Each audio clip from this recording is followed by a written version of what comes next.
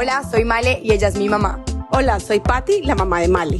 Bienvenidos a Pasos Diarios. Hola, ¿cómo están? Bienvenidos a nuestro tercer episodio de Pasos Diarios del 2024. Aquí estamos con un invitado. Uno de nuestros propósitos era tener más invitados este año, entonces empezamos con el pie derecho, yo diría. Bueno, además esto es atendiendo todas las recomendaciones de nuestros seguidores. Pero además yo creo que nos conseguimos el mejor invitado que podríamos tener. Les presentamos a Santiago Salazar Serrano. Por el Serrano podrán saber que es familiar. Santi es sobrino mío, primo de Male, y es hijo de Adrianita, mi hermanita chiquita, y Gilberto, que es un odontólogo. Adrianita también es odontóloga, muy exitosos, y pues tuvieron a esta perla de hijo. Santi tiene un hermano mayor, Gilberto, que es un sol también. Entonces, pues invitamos a Santi y ya van a averiguar, ya van a saber por qué es un episodio tan especial. Yo creo que por el título ya saben que vamos a hablar de Harvard. Yo hablo de Harvard y yo pienso en las películas. ¿No? Como que es algo inalcanzable. Ni siquiera me sale en TikTok porque pues no estoy en su nicho. Simplemente es así. Es algo de películas, pero soy la más orgullosa de decir que mi primo estudia en Harvard.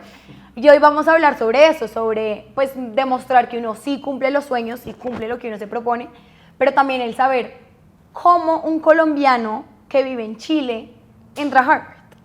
Tal cual. Bueno, la historia es la siguiente. Adrianita, mi hermana chiquita, y Gilberto, su esposo, odontólogos, estaban aquí en Colombia, muy exitosos, les iba muy bien, pero de pronto unos amigos, también odontólogos, dijeron, oiga, en Chile se trabaja buenísimo, se vive muy bien, y pues con la tristeza más grande de todos la familia que nos quedamos acá, se fueron ellos dos para Chile con su hijo chiquito Gilberto. Son inmigrantes en Chile, ya llevan pues muchísimos años, 22 años, tanto que Santi, que es el segundo hijo de ellos, nació allá. Y Male, te corrijo, no es colombiano. Porque o sea, es un colombiano chiviado, porque no nació acá. No nació aquí, pero además no ha sacado la nacionalidad colombiana. Ese pedacito tal vez no lo debíamos tener acá. Duro esa negación a Colombia. No, nunca. Bueno, en todo caso, Santi, ¿por qué no nos cuentas, digamos, cómo fue la inmigración? No lo sabes, pero pues naciste en Chile, cómo te desarrollaste en Chile, en Santiago, y cómo empezaste a pensar que un little Santi colombo chileno podría optar por Harvard, porque yo creo que la primera tara que tenemos todos es que pensamos que todo eso es inalcanzable, entonces ni siquiera lo intentamos. ¿En qué momento dijiste, yo voy a Harvard? Bueno, sí, o sea, yo desde muy chiquito, ya nacido en Chile, yo, por ejemplo, con mis amigos, con la mayoría de personas que tengo allá, yo hablo completamente chileno. O sea, este acento que ustedes escuchan acá es como colombiano chiviado, para que ustedes me entiendan. Pero sí, porque si no, no entenderíamos nada. Literalmente nada.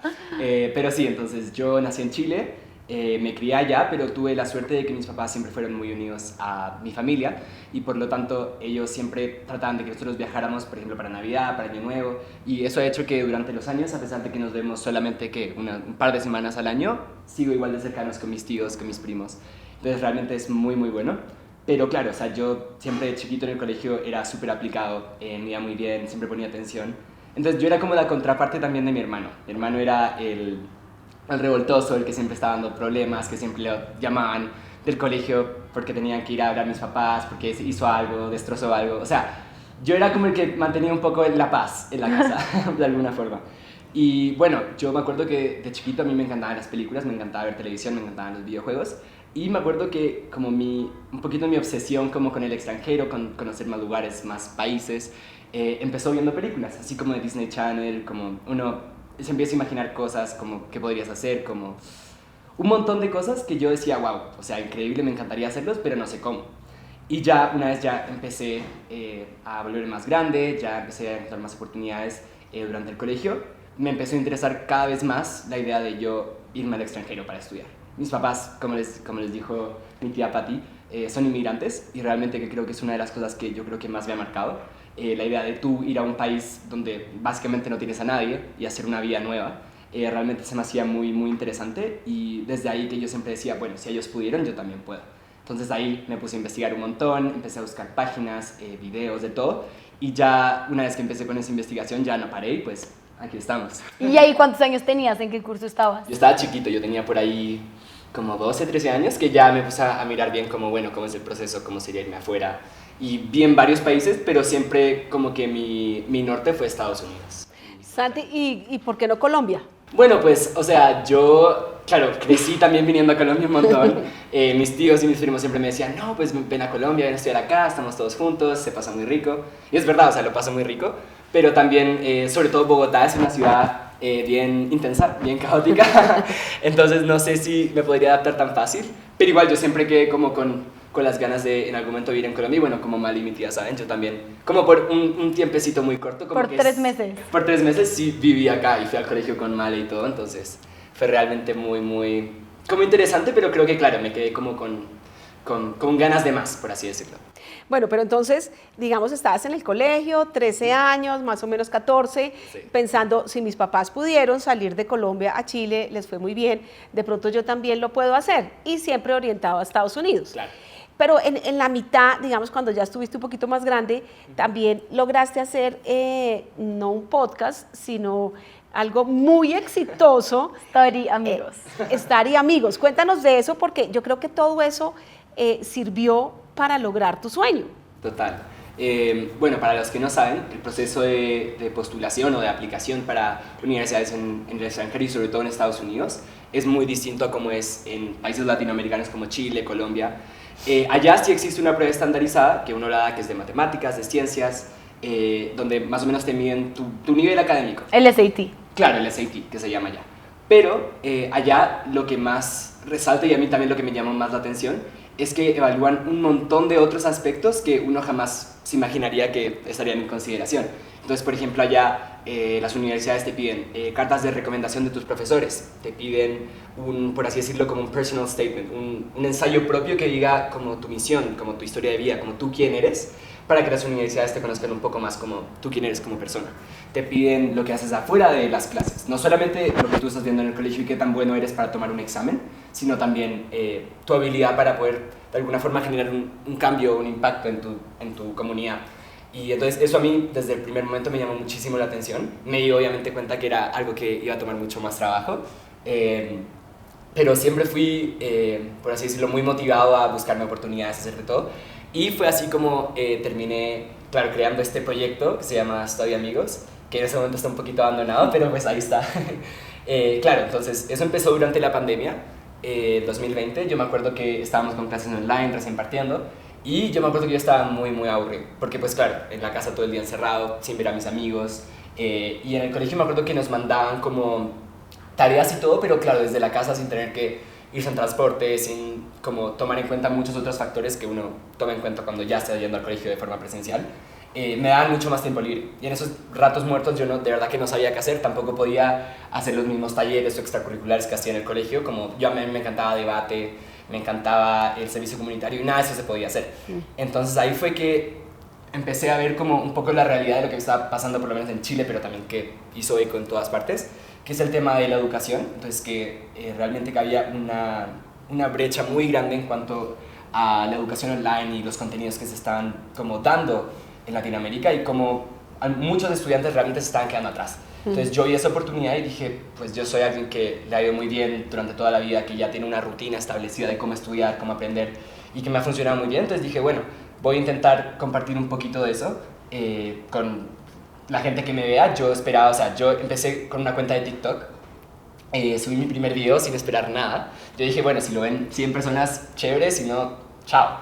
Y me acuerdo que ya, subí el primer video. Me fui a dormir y el video tenía como 1000 visitas, que yo decía, ya, increíble, o sea, la hice, o sea, Lo logré. lo logré total, o sea, este es el pic de mi vida. Pero claro, me desperté la siguiente mañana y ya tenía 100.000. Y así claro, con cada video que subía era como un efecto bola de nieve, hasta que finalmente, antes de yo graduarme del colegio, ya tenía más de 1 millón de seguidores, que es una cosa ridícula que hasta el día de hoy yo digo como, no me la creo. Entonces, eso yo creo que fue uno de los factores que yo utilicé, por lo menos en mi postulación, en mi aplicación a la universidad en el extranjero, que yo creo que me hicieron resaltar un poco de otros aplicantes. Y sí. Bueno, pero cuéntanos rápidamente en qué consistía. O sea, bueno. porque eso era lo más interesante. Claro, entonces mi cuenta, como les decía, era básicamente dando un poquito tips de estudio, alguna forma de inspirar a otros estudiantes, de darles más herramientas para que ellos mismos pudieran tomar su educación, su aprendizaje en sus propias manos y así poder de alguna forma salir adelante, de poder mejorar sus notas. Y creo que eso era lo más satisfactorio, por lo menos para mí, el recibir comentarios, mensajes de gente que me decía, sabes, como de verdad tus consejos me sirvieron un montón, antes me iba terrible en matemáticas, en historia, en lo que sea, y tus consejos, tu ayuda me ha ayudado un montón, sobre todo en pandemia, donde la situación obviamente se pone mucho más difícil para todos, y creo que es una de las cosas que todavía hasta el día de hoy me siento muy agradecido de poder haber hecho, y el que tanta gente haya tomado mi palabra y como mis consejos en cuenta. Y ahora vamos por partes. Para la aplicación dijiste notas, el SAT, que me imagino que estudiaste, Claro. tomaste cursos, ahí haces el examen. Uh-huh. Las recomendaciones de los profesores, uno cómo elige a qué profesor pedirle que me recomiende, porque de pronto mi mejor profesor es una materia que de pronto no es tan relevante, es educación física, es música. No, ¿Cómo total. escoges qué profesores? ¿Cómo les dices, oiga, ayúdeme porque quiero entrar a Harvard? Total, o sea, yo creo que eso es una de las preguntas que me llega un montón también. Tengo mucha gente todavía que me sigue en Instagram, en otras redes sociales, que me preguntan, oye, ¿tú cómo lo hiciste? Como, por favor, ayúdame, o tengo esta pregunta en particular. Y de las que más me llegan son, pues, cómo tú conseguiste las cartas de recomendación, cómo escogiste a sus profesores. La verdad, mi mayor consejo que yo les daría es 100% escojan un profesor que los conozca bien. A pesar de las materias, si ustedes creen que es uno de música, que es uno de física, o sea, irrelevante eso, lo más importante es siempre tengan una persona que los conozca bien, que pueda hablar de ustedes y que pueda hablar de ustedes con detalles, que no sea una persona que diga, él es muy buen estudiante, siempre pone atención, sino que sea un profesor o una persona, porque también puede ser alguien que no sea tu profesor, que te diga básicamente, ese es un estudiante que yo le veo mucho potencial, una persona que está dispuesta a aprender, que está dispuesta a desafiarse, una persona con la que yo he hecho, por ejemplo, este proyecto o que me ayudó en esta cosa durante la sala de clases, que era un líder natural, una persona que pueda hablar bien de ustedes, pero que lo haga con fundamento, obviamente. Y yo, por suerte, tenía una profesora que, si me está viendo Miss Mariana, un saludo, pero yo era súper cercano con ella. Desde que yo empecé a tener clases con ella, nos hicimos súper cercanos. Siempre hablábamos después, por ejemplo, en el recreo, yo a veces me iba a su salón solamente para conversar, para hablar un poquitico más. Y era mi profesora, por ejemplo, de literatura, de español y literatura, y yo ahora estoy estudiando neurociencia, que no tiene nada que ver, pero que a pesar de eso, ella mandó la carta y yo la leí, y, o sea, yo me puse a llorar cuando la leí porque de verdad eran palabras que uno, o por así decirlo, una forma en la que uno jamás se ve. Uno tiende a ser súper autocrítico, uno tiende a tirarse para abajo, y ver que otra persona realmente ha dicho cosas tan lindas sobre uno es como de verdad, como que te llena el corazón. Entonces yo, mi mayor consejo, lo repito, escojan un profesor, una persona que los conozca muy bien y que, claro, o sea, los haga resaltar en toda esa piscina que hay de aplicantes. Y el siguiente paso para aplicar es el personal essay, o sea, un essay, un ensayo, donde tú te describes, hablas sobre ti. Claro. ¿Cómo es ese ensayo? ¿Uno qué dice? ¿Cómo hacer resaltar? Porque ensayos uno escribe todos los días. Claro. O sea, es un ensayo completamente distinto a lo que uno hace en el colegio. Por ejemplo, que te dicen, tú da un argumento y das 3 evidencias y la conclusión. No es nada así. El ensayo es más bien una forma de tú relatar una parte de quién eres para que las personas que evalúan tu aplicación, tu postulación, conozcan un poco más de quién eres como persona y no tanto con los números. Okay. Que no sea solamente una página con todos tus logros, sino también una forma de que tú también tomes en tus propias manos como quién eres, básicamente. En el ensayo te dan varias opciones de qué tipo de preguntas hacer, o sea, te dan varias preguntas y tú las contestas, pero entre todas esas opciones, yo escogí una que era bastante abierta, que era básicamente, cuéntanos algo que las personas no saben de ti, o una cosa que a simple vista no se vería de quién eres. Y mi ensayo, yo lo hice, bueno, hay también más ensayos aparte de ese, pero el principal que yo hice era acerca de ser chilombiano, que es una palabra, una palabra inventada, pero básicamente hablar un poquito de yo cómo me identifico al tener papás colombianos, pero haber nacido en Chile, haber tenido esa mezcla de culturas durante toda mi vida. Y creo que lo que más traté de utilizar para mi ensayo, y también que se los doy de consejo, es tratar de usar como imágenes o relatar las cosas de una forma que la persona que lo está leyendo se la imagine. Entonces yo hablaba un montón de la comida que me encantaba comer. Hablaba de los buñuelos, de la almojábana. Hablaba también del choripán, del asado en Chile. ¿Hablaste de tu pasaporte colombiano? El inexistente. Pero sí, entonces hablé un poco de eso y me acuerdo que ya una vez ya entré a la universidad, la persona que leyó mi aplicación me mandó un correo y me dijo, ¿sabes qué? Tu ensayo como de verdad nos encantó. Como que dijeron, como a pesar de que sea una cosa, claro, hoy en día un montón de gente inmigra, o sea, todo el mundo tiene papás que son de otro lado, me dijeron como que la forma en que lo contaste nos hizo como ponernos un poco como, nos hizo sentir como si estuviéramos en tu hogar. O Y sea, ahí está el dicho de no es lo que uno vende, sino cómo lo vende. tal cual. Yo iba a decir exactamente, no es solamente el fondo, sino la forma. Total. Es importantísimo. Y yo creo que para cualquier parte de la aplicación, ustedes, o sea, también me llegan muchísimos comentarios de gente que me dicen, sabes que yo no siento como que tenga las credenciales, por así decirlo, para entrar. No sé si mis notas sean las mejores, y mis recomendaciones y mis extracurriculares sean las mejores, pero al final del día se trata de tú ver las cosas que tienes enfrente, todas las cosas que has hecho, y contarlas de una forma que haga sentido, que sea como una historia, hagan de cuenta. Las personas que están leyendo eso ven cientos y cientos de aplicaciones todos los días. De hecho, hay un estudio que hicieron que en promedio las personas que leen esas postulaciones que uno se demora meses en hacer, la leen en 5 minutos. Entonces, se trata de tú buscar una forma de contar lo más importante para ti, de contar qué cosas te han hecho la persona que eres y por qué eso te va a ayudar a finalmente seguir un curso de la universidad, ya sea de la carrera, de lo que sea. Entonces, así yo creo que fue como uno de los mayores tips que me dieron y que hasta el día de hoy sigo diciendo porque sirve mucho. Y bueno, no solamente para eso, sino para buscar trabajo, para todo. O sea, no es, claro, como decía Male, no es lo que uno vende, sino cómo lo vende. Total. De acuerdo. Bueno, entonces llenaste la aplicación, la mandaste, ¿y tú qué porcentaje de éxito creías que ibas a tener? O sea, solamente para que sepan, yo apliqué a Harvard como más o menos de broma. La fecha límite para aplicar era el 31 de diciembre, o sea, en Año Nuevo. Yo me acuerdo que estábamos en Colombia, estábamos haciendo que con Cartagena. Y yo me acuerdo que yo llevaba como 2 días encerrado haciendo los últimos ensayos, mandando todo, asegurándome que todo estuviera bien. Y me acuerdo que al final ya tenía casi todas mis universidades listas en una listica y estaba todavía esa pendiente, como todavía no las he hecho. Y yo dije, no, pues, o sea, ya que pues lo que hice fue como dije, no, pues voy a tomarme 2 horas, voy a escribir lo que salga, voy a mandar lo que ya tengo y pues a lo que sea, a lo que venga. Entonces yo la mandé sin esperarme absolutamente nada. Y me acuerdo que salí Año Nuevo, salimos con mis primos, muy rico. Me acuerdo que ya al día siguiente, el 1 de enero o el 2 de enero, como justo después de Año Nuevo, me llegó un correo de la universidad diciendo, oye, como queremos una entrevista contigo, como mándanos tu disponibilidad y agendamos algo. Y yo dije, no puede ser. Ya dije, no, pues de pronto se equivocaron de persona, de pronto te vas a casar por ahí.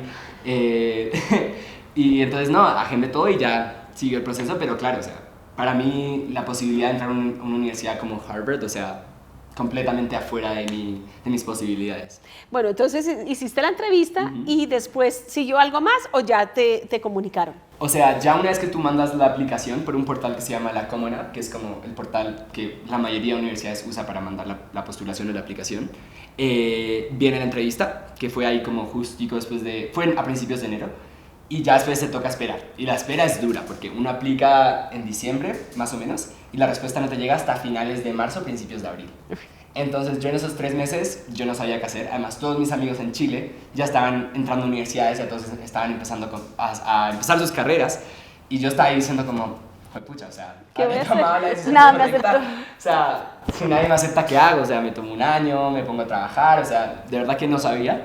Y, o sea, es súper angustiante porque de verdad que una decisión como esa te puede cambiar la vida, como el entrar, como el no entrar.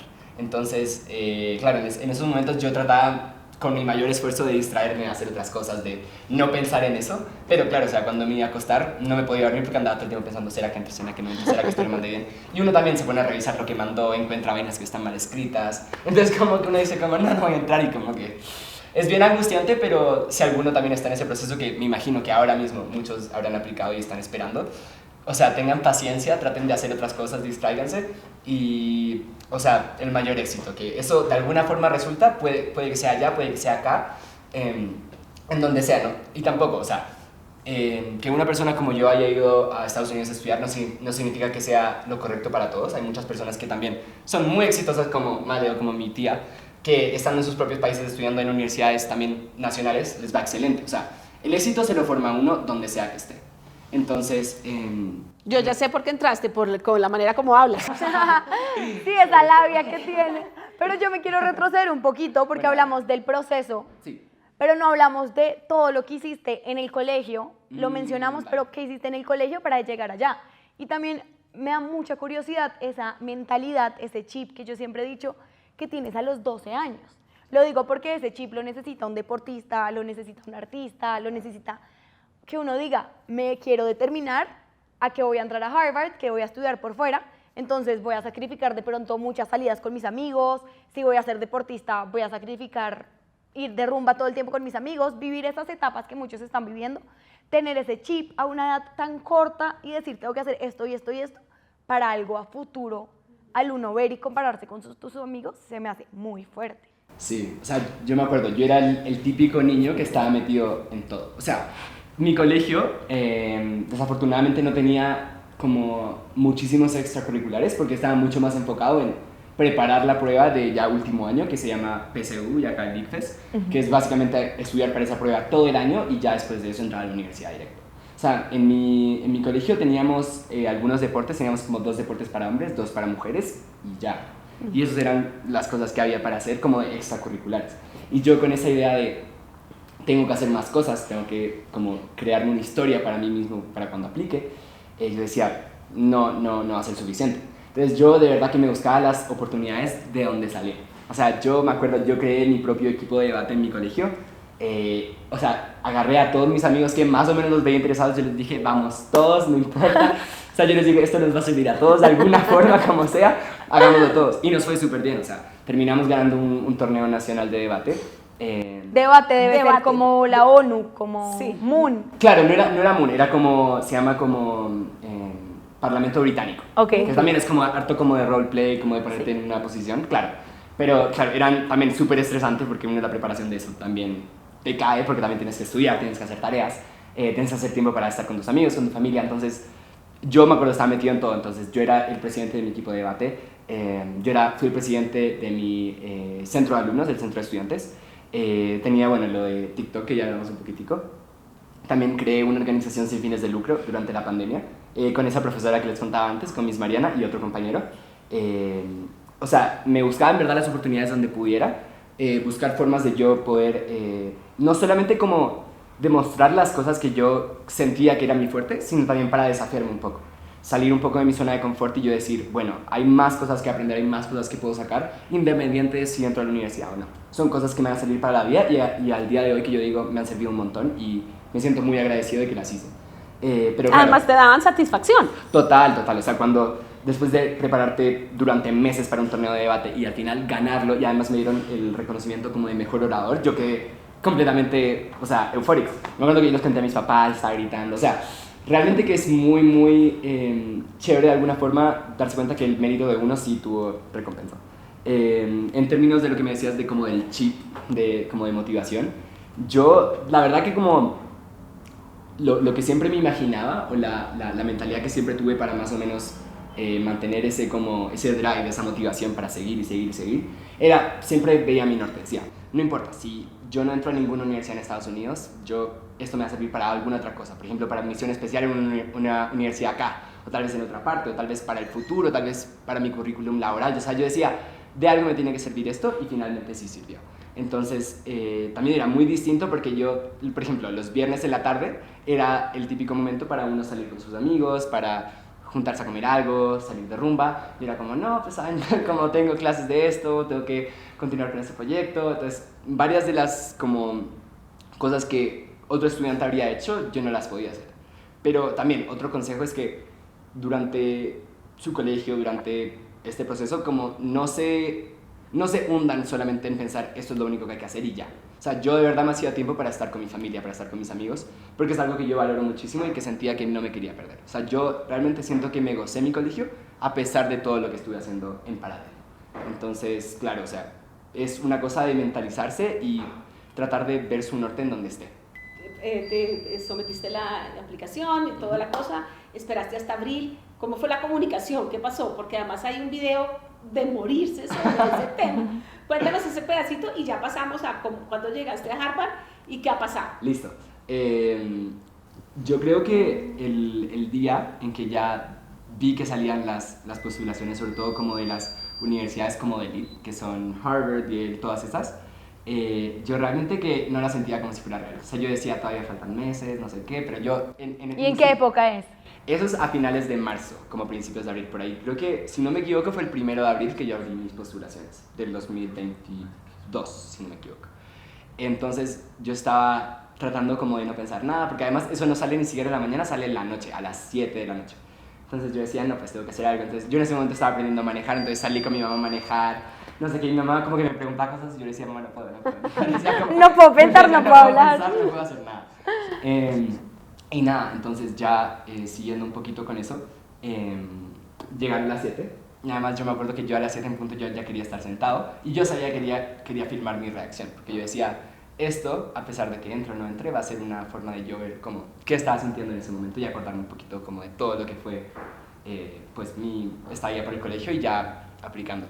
Entonces me acuerdo, mi papá llegó tarde, entonces yo estaba enojadísimo con él, yo decía, estoy esperando para que estemos todos.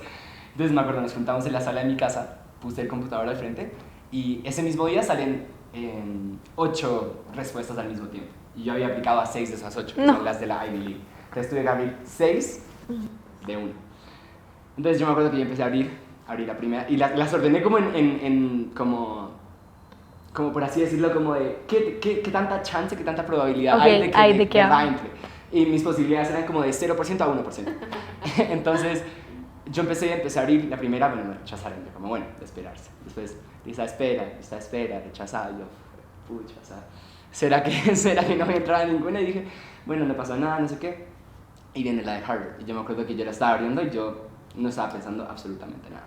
Yo estaba como, bueno, como abramosla, veamos qué sale. Y me acuerdo que lo primero que vi, porque además uno que ya lleva postulando un montón de tiempo, uno siempre ve videos, reacciones de otras personas, de años pasados. O sea, todo mi historial durante esas semanas. Tu TikTok sí era eso. Era todo eso. Era ver gente abriendo sus cartas de admisión y entrando a la universidad y yo diciendo como, yo quiero ser ellos. Entonces yo me acuerdo que yo abrí la carta y lo primero que salía era como un GIF, como un video de como gente celebrando, diciendo como entraste. Y yo me acuerdo que en ese momento yo no me la creía. O sea, yo me tapé la boca de una. Mi mamá tampoco entendía nada. Mis papás. O sea, todos pensaron como que había quedado en lista de espera. Yo les dije, no, entré. Y ahí, o sea, fue yo creo que de los momentos más felices de mi vida, de verdad. Y nada, desde ahí todo ha ido hacia arriba, por suerte.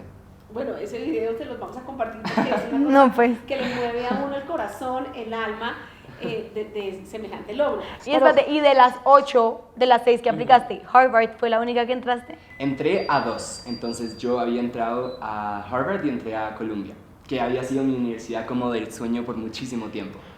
Y la cambiaste por Harvard. Claro, y la cambié. Entonces, claro, fue una decisión también dura y todo el mundo me decía, no, pues obviamente Harvard, no sé qué, pero pues... Sí, obviamente, pero esto es lo que he soñado toda la vida. Exacto. O sea, yo me tenía muy mentalizado en otra universidad y también fue como pucha, como tengo esa otra oportunidad que jamás me imaginé, como, ¿qué hago? Entonces, nada, ya de esas 8, yo postulé a 6 de esas, entonces me aceptaron, si no me equivoco, me aceptaron en 2, en Harvard y en Columbia, me dejaron en lista de espera en 2 y me rechazaron en 2.